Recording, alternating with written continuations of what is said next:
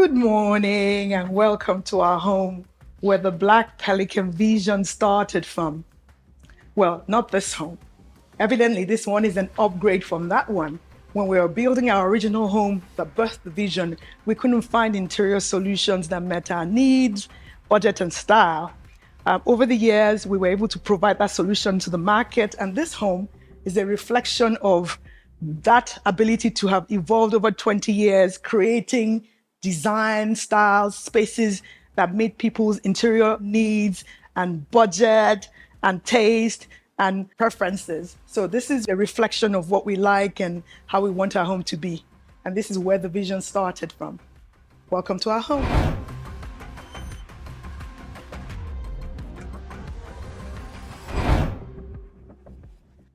This is the story of a wholly owned Nigerian brand. It chronicles a century's worth of experiences, building living spaces, birthed from a personal need and skill to meeting a nationwide demand, all in just 20 years. But how did it all start? I'm very proud of the Ubanyo story because it's one of vision against reality. I'm not an engineer, I'm not an architect. I'm a lawyer with banking experience, but I quit my job. And because I quit my job, a number of things kicked in. I had to leave my official residence. And so we decided to build in Lekki. Now, in the course of that project, a lot of light bulb moments came up. I realized that the service that I wanted and the products that I desired to finish that project were not available. I started to ask questions. How do people do this? Where do they go? Right, to find the right products. And people said to me, oh, you have to travel, you have to either go to South Africa, you have to go to Italy. So I went to South Africa. I went into a shop in South Africa that did exactly what I planned to do. So I saw the opportunity and I thought, okay, if I worked hard enough, if I was willing to learn and make mistakes, then I could grow something. So many things were a gray area for me. And one of the things I wondered was how do you bring 50 products from 50 different companies together?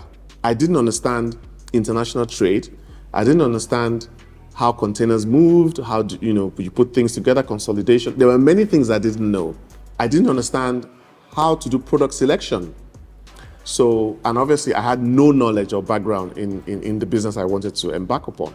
So I started by going to an exhibition in Italy. It was a bathroom exhibition.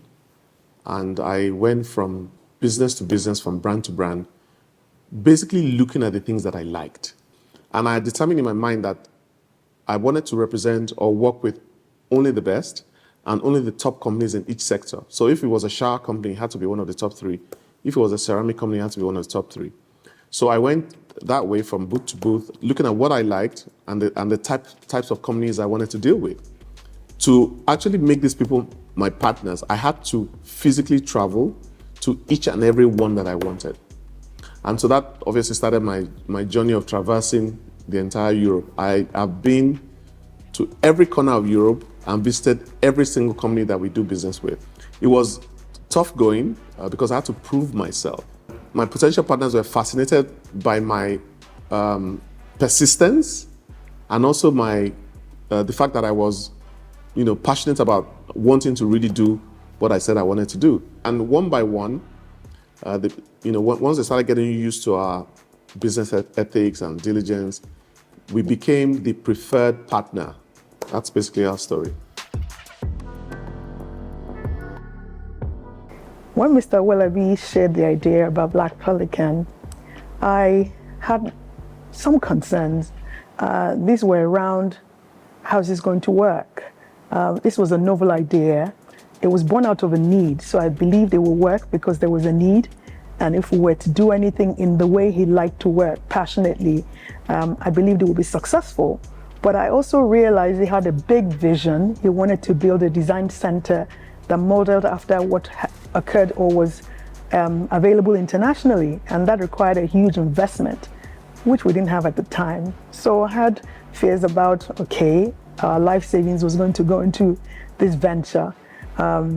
What will happen? Would this idea be adopted or embraced? Would people trust that everything they found abroad, they could now find in one space, particularly with the bathroom solutions, which is what we started with. So those were my initial concerns when he expressed the idea of Black Pelican.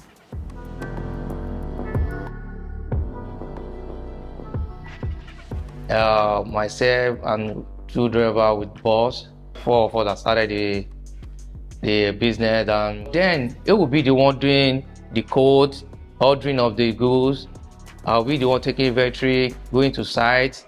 Most of the time we drive to site, two of us, we drive to site to see what they are doing there. Then we don't have installation team. We have to get people, subcontractor from our side that does installation for us. So I oversee them. Sometimes we are still in the office at 11 p.m. Sometimes I will not be able to go back home. Sometimes I will just sleep nearby the office. It's very tough, but we started well. You know, you rented an apartment at Lekki, like a showroom. I can remember vividly that we used to go to site together. You know, we started the company new. Michael Olabi let us understand that, though we are good before, but with him, we learn more. If you hear plumbing, when people were saying plumber, I do tell them out there that, look, you call plumber, you need to add professional plumbers. Because our traveling here and there expose us to so many jobs. There's something unique in Ibayon is training staff. It trains staff a lot. So the training is very important. If you got training, make Ibayon ahead of others. So we've been traveling with a plane to Abuja or something, but we've never traveled out. The first country we went to was Italy. After that one, we went to Switzerland. There was a time we traveled to Hong Kong and Taiwan. We traveled to China. We traveled to Dubai many times because when the training comes, it will always put our name. Without that training, we don't know what will have happened to this company or where we will have stopped our journey. From the get-go, training was critical because you're talking a niche market, a luxury market. These people don't take prisoners. And if I may summarize, some of the things we got from Michael 20 years ago, we're still using. And if we go travel around the world, stay in the best hotels, name it, I don't see any difference. And if there's a little problem and we call on them, they're here to fix it in 5 minutes. So that training, I think, is game changer for the Black Pelican Group. And by extension, Ilbana, because I remember he was taking people off the streets and sending them to Italy for training. Most startups fail, okay? And they fail because the people don't focus on the condition for their survival. You know, there's no salary anymore. This is where this is your source of livelihood. So I didn't have any fear. On the contrary, I was happy that somebody was leaving paid employment to go and take control of his life, to go and take control of his destiny and begin to employ people. Michael was my colleague even in his banking days. I knew what his capabilities were. He was a driven professional. He had no choice but to be successful in any endeavor he chose to get into. So I was certainly not worried about whether I could make the transition. The choice of the name Black Pelican reveals the thought process of an outlier determined to do things differently. I'd registered a company, I think a month before I traveled to South Africa. I was with my lawyers and I decided on Black Pelican for no other reason than the fact that there was a calendar beside the lawyer's table that had pelicans. So I looked at the calendar and I saw pelicans and I said, you know, you can just even be called Black Pelican. And everyone said, why? And I said, well, the Black Pelican will be the exception because what we wanted to do at the time, or what I wanted to do, was to be an exceptional company. And that's how Black Pelican, you know, was chosen. Even at that time, again, that's probably the lawyer in me, I thought of the idea of a holding company. And so I thought Black Pelican could be the holding company, and then Il Bagno, which meant the bathroom, could be the trading name. And I basically just went with that idea. I've known Il Bagno for 20 years. Feels like yesterday. But the thing about it is the biggest asset has to be their people. Great enthusiasm and just a passion for what they do. To design this, our company headquarters, it took about, I would say, 30 visits. And I know I'm a stickler for attention to detail, but I was enthused that Michael and his team were very patient. They listened to the client and they make sure that they process the data and output exactly what the client requires. In my case, actually a little bit more.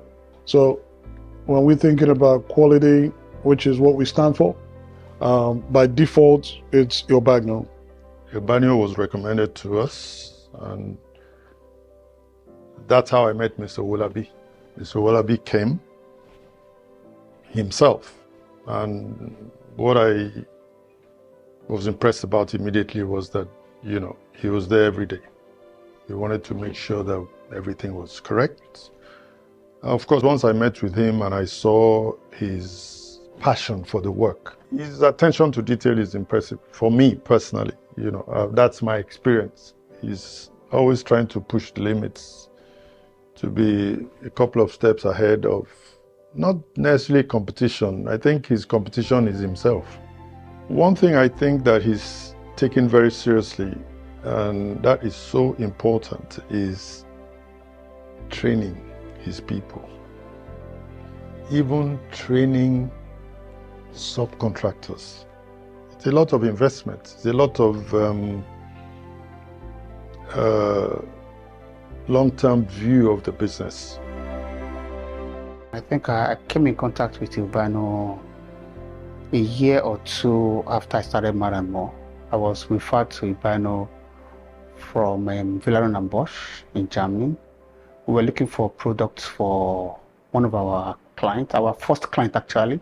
When I entered Michael's showroom the first time, I was like, this is where I like to be. This looks like me. This is what I like to create. So we're looking for very good products that no one has. We always look for customized solution for our suppliers. And I could say that walking into this showroom, I think I'm going to get a good solution from there. And the value I got from Michael was, the cost was not too far from what I would have gotten it abroad, and the timely delivery and the after-sales support. And another thing again, the installation process. All of those back to wall, they were quite new then. And I think we had good support from them from the beginning. It's been amazing working with them, and there's no reason not to work with them. I think we're just looking for what we can do more, to enhance the relationship. My first encounter with Michael was a few years ago when we were embarking on the Delborough project. I met him at the airport with a team of our engineers and architects and the team that were doing the project with us. And after then, I put a call to him. We became friends, and he asked me about the project. I said to him, we've gone far. And he said, okay, that's fine. And he got details of the project. I called him many times and all, and he counseled and advised and all. But at the end of the day, we got stuck. I came back to Michael to consult and help sort us out. He gave me a team of people, gave me the M&E team and all. And that was the saving grace that we had with the project. And today, everything completely sorted. They are the best. In Nigeria, few names in design are as immediately recognizable as Il Bagno. This brand's growing popularity and its unwavering adherence to sophistication while constantly reinventing workplace structures is a testament to the brand's value. But all this wouldn't have been possible without the foresight that brought Detola Owolabi on board. She's an accomplished, extremely intelligent woman who spent 17 years in Guaranty Trust Bank. I spent only 5. And therefore, she comes to the table with a lot more knowledge than I have in terms of how proper organizations function, how they should work, how people should be treated. And so when she joined the organization, after 3 years of my headhunting, trying to get her to join, we witnessed 100% growth in turnover in our first year. And the organization has been growing steadily since that time, not only in terms of financial performance, but also in terms of the quality of people and the quality of the structure that we have. He thought that the areas where he needed help were in finance and other competencies that he didn't have. He's a dreamer, a visionary, someone who liked design, and had asked me at the time, would I come and work with him? So I straddled with, should I leave my familiar terrain where I was doing quite well to work with my husband? And there was an unknown factor. Eventually, I swayed in the direction of obviously support the vision for the family. This wasn't about my husband, this was a dream for our family, and it seemed logical to invest in the family, so I took the plunge. When I joined the business, I focused on operational issues, finance, inventory, and many such things that businesses of our kind at the time were not doing, or he didn't have the capacity to do in the way that would be helpful for the business, and is a stickler for detail. So he paid attention to everything. And when you do that, the capacity to be able to cover more doesn't exist. It left those things for me to pay attention to, and he could focus on the core of the business, which is customer relationship management and growing the business. My wife is fantastic at keeping the home front. Even when I annoy her in the workplace, she doesn't let it get into the home front, because as soon as we get home, she then removes her executive director hat and wears a wife one. And the treatment is different. And it's one of the things I knew would happen before she joined. And that's what has happened. We can do double what we do. We can do much more just because both of us are in the business. Sometimes there will be decisions that need to be taken where there's some kind of friction. Personally, I'll tell you, I have to take a bit. There were times where I didn't, but obviously over 13 years, the business is 20 years old. I have been a part of the business for about 13 years. I've had to learn over time that the objective at the end of the day is the same. So it's become a process. I've evolved over time. I've become more mature. Sometimes I go back and go marshal my points. And obviously facts, science, data helps support an argument. So typically I would take a minute to say, what is his objective? What are my points? Can we find a middle ground and see if this will work? And because I'm human, I pray. Sometimes I say, God, if this is not going to work out, find a way to just nip this in the bud so we don't make a mistake that can jeopardize 20 years of work or whatever number of years of work we were at the point those things occur. Corporate savviness aside, the Black Pelican vision is entrusted in the hands of a workforce buoyed on by a dream work environment. It simply inspires in ways individual staff members have found immensely suitable to their professional and personal needs. It takes a lot to do the work that we do. There's a lot of aspects of the business, and so not one individual. I cover at least 8 different departments, and it means that we have to have a team of people doing what we do. And so the support of those people are invaluable in whatever contributions I brought to the table. I couldn't have done anything by myself, even having joined the team. We had to have people who knew what they were doing, who had the competencies to run with whatever visions and aspirations I had for the business. People will always be where they are happy. And for you to be happy, you need to know that what you do, what you contribute is valuable. And for that to happen, that means you have a voice. So Black Pelican is where everybody has a voice. So no matter what idea that it is that you bring, you are certain that somebody will listen to it. And 80% of the time, those ideas are some of the things that you see around. Those ideas are the things that make Black Pelican what it is. So people know that when they're at Black Pelican, they are not just working for an organization, they are part of the organization. And what's there to live for? You're growing, you're well compensated, you're happy. I think everything that encompasses the word work is what you see here in Black Pelican. There's a whole lot of role that Black Pelican has played, in my growth. There's training, right? There's job satisfaction. I am able to design people's spaces. I'm able to make specification for people. I'm even able to lead and also help people grow. So I can tell you that my experience had made me, grow into a leader that everybody admired to be. We're a knowledge-based business, and continuous learning is one of our core values. I have been given a whole lot more responsibilities that challenges me to build more skills, to harness, my talents. And so when you apply yourself, you will get the rewards. I have been here 9 years. I have had to function in different capacities. So it's just natural for me to engage a customer because I have the knowledge, the expertise, and the skill set to serve a customer. These testaments are indicative of the organization's low staff turnover and an even more impressive list of long-term employees, a rarity even in today's top corporate environments. 14 years ago when I joined Black Pelican, I think the total workforce then was around 20 to 30.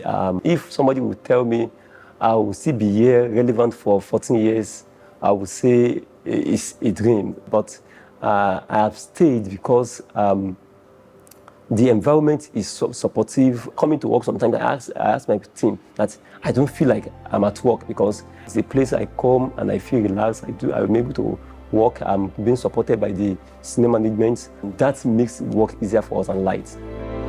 I joined the group as a copper in 2011. A fresh copper, I studied metallurgy and materials engineering. I was retained. I grew from the ranks. I currently head the Abuja design team. It was an adventure moving into uncharted waters back then. And 12 years of working with architects is not a mean feat. Every single project which Ilbanyo handles, which Black Pelican handles, it's always unique, it's always different from the next person's own. So if you come into a project we have handled and you go into the next person's project, there are two different things you are seeing. So it's a unique thing for each particular client.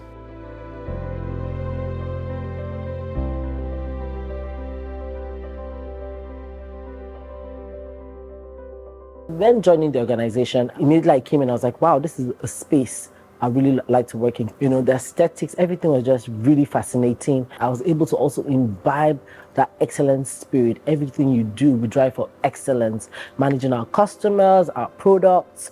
And we're not even a product-centric company. We go beyond just what we sell. I think that is one thing that has been able to keep the organization over the years, and we always ensure that our customers are optimally satisfied. Technology made me a master trainer. Because of Black Pelican, traveled to the Technology village, met up with other master trainers, went through the course, came out with flying colors. And that can only happen because of the structures within the Black Pelican system. Because away from the Technology business, I see and I know that they do these things with the other businesses under the Black Pelican umbrella. It is, however, worthy of note that not all of the Black Pelican magic happens within its walls. Michael credits a strong board as another reason why Black Pelican is today listed among the companies to inspire Africa. If you submit yourself to the authority of a board, I think that it can only help you improve. I think for us, in terms of the way the structure of the organization has evolved and the way we've become more and more structured and organized, I think that the fact that we have a board has been a key ingredient in that growth. We are accountable. We are made accountable for the management decisions that we take, and every time we make a promise, we are held accountable to the performance. I've been chairman for upwards of 5 years now, and my experience chairing the board of Black Pelican for me is exciting. I just see it as a really dynamic company with a laser focus on the customer. The company has submitted itself, being a proprietor-led company, to institutionalizing its governance, which is very encouraging and very unusual in our Nigerian business environment. If you go by their first 15 years of doing this on their own, I think the success is everywhere for all to see. But in the last 5 years, I think volunteering themselves to and submitting to this level of governance just shows the passion and the never-ending drive that they have for the business. It was raised not to accept something less than the perfect. So he was able to carry that into his company, and that's who they are up till now. Nevertheless, the journey is not without its own scars, as the business learned to navigate the challenges of running a business in a country like Nigeria. We transitioned from rented showroom to this design center, which was a big dream. Nothing like had existed in Lagos. Our first design center. It was a proven concept, and we thought, let us build a location in Abuja that would serve Abuja, the capital of the country, and then the northern market. And when we started, there was a massive devaluation of currency, so all of our financial projections went haywire. In the advent of the Buhari administration, the Naira crashed from 160 to $1 to 500 Naira to $1. As at that time, we were building an Abuja office, and we had an open position, meaning we were owing foreign suppliers over 2 million euros. 2 million euros, that was 320 million, suddenly became $1 billion Naira overnight. And don't forget that this was not money that I used to buy stock. It was money that I used for a building. So, I mean, obviously I sat in my office one day and I said to myself, this is the end, because I didn't see how. I mean, if you buy stock with money, you can sell the stock, you reprice it. But if you buy windows, it's impossible. So I didn't think it was a hole I could come out of, but, you know, as God will have it, we were able to come out of it after a number of years. It took years. But at that point, I thought, no, this is not the end. It's over. There's no coming back from this. But we stayed the course and were able to come out of it. But that was perhaps, I would say, my most difficult moment in the last 20 years. Even as it makes giant strides, Black Pelican CSR programs are testaments to a brand that acknowledges its humble beginning and is happy to support a worthy cause.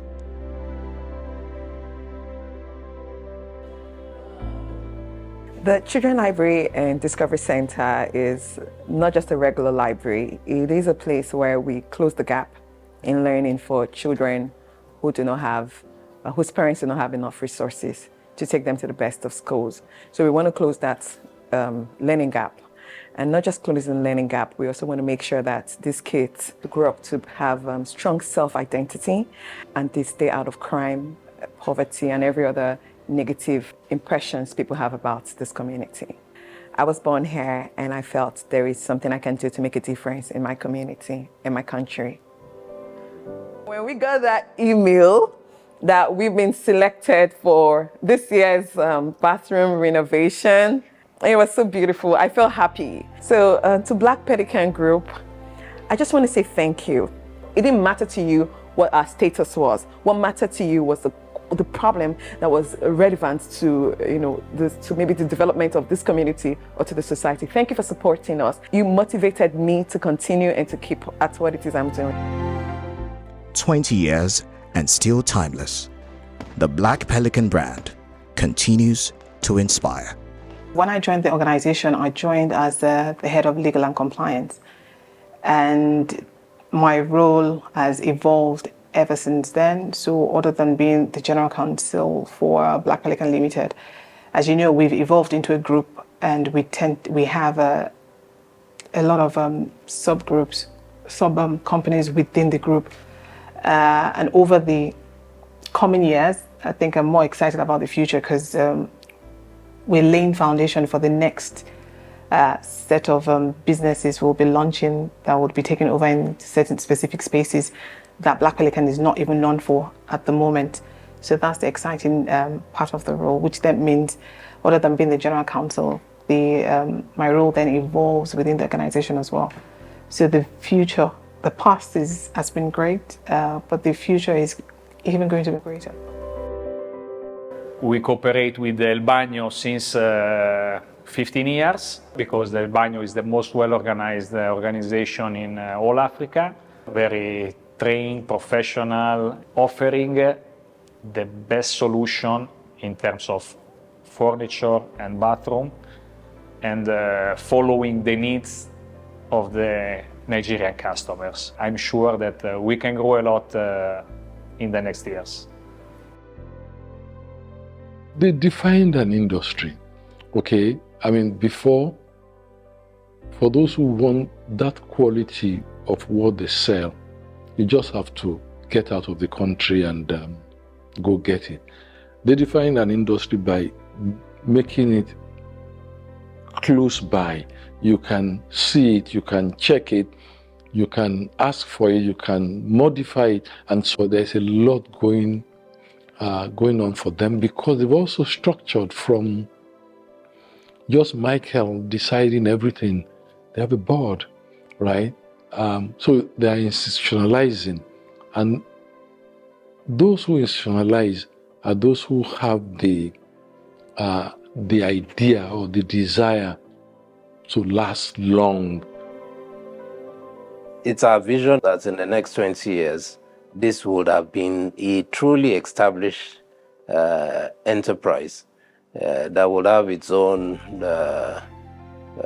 managers and governance, and you can then bequeath this, hopefully, as you move on. So I think institutionalizing it to the point where it can take a life of its own, devoid of its initial promoters, and making it a true company is where the drive or pursuit is. I see the Black Pelican Group manufacturing and assembling most of the things that are imported now. That's my projection for them. And I think they have the bandwidth, they have the resources, and they have the good name, the goodwill. You know why in accounting you put goodwill as an asset? The goodwill is incalculable. So I see them not in the near distant future being quoted on the stock exchange or being offered one money that is out of this world. So that's my prayer. So success is defined. Success is an upwardly mobile thing for Black Pelican Group. Then the last thing I might add is, may God bless it. So sometimes I reflect on how far we've come. 20 years of changing an industry, of meeting needs, of creating a market that people have come to appreciate and even copy. So you take a minute and appreciate how far you've come, but then you look and think, okay, there's more to be done, and there's grace to do those things. So you look back, you look up in thankful for how far we've come, and then in anticipation of bigger things to come. We started as one company selling bathrooms. Today, in terms of product offerings, we have probably 50, 60 solutions. We started as one brand, El Baño. Today we have 5 brands under the Black Pelican Group. So it's now a group of companies. I think that those subsidiaries will, in the next 20 years, stand alone. There's one CEO now. I think that in 20 years we'll have 5 CEOs, perhaps even 6. I think that we will continue to take advantage of the opportunities that are already before us. So for instance, a couple of years ago, we sort of like tested the waters of real estate. I think that is something that the Black Pelican Group will heavily invest in the future. Real estate at the high level, or maybe even for the middle class. The opportunities for backward integration as well. We may go into manufacturing. We're thinking about it. We're testing the waters. So there are quite a number of things that we can do. We're blessed with very young, very smart people who are driven, who are hungry. So I think that in 20 years, when we look back, we will see that we're now a bigger group, perhaps we will contest for one of the for being one of the largest companies in Nigeria in terms of turnover. I mean, we're looking at people like Boa today and Dangote, and we're celebrating them. Perhaps in 20 years, Black Pelican will be listed amongst the top 5 in Nigeria.